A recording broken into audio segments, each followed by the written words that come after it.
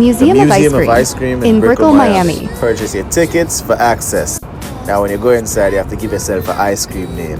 Jamaican nuts. Then you find a room of scoops, cool aesthetics. Then there's this guy with the first free ice cream you're going to get, in which they do explain what it is. Then I found myself on a plane getting free ice cream with juice at the bottom.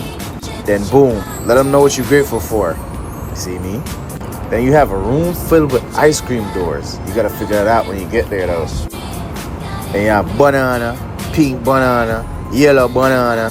And as I said, every little stop you make, they gonna give you some free ice cream. It ain't Haagen-Dazs now, but it's alright. Here's another little sweet treat. And there's this colorful rainbow thing. They also have a game room where you can play free games.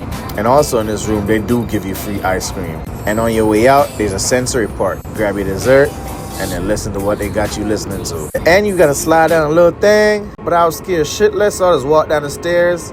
And then you're gonna end up in this thing. Look like tampon.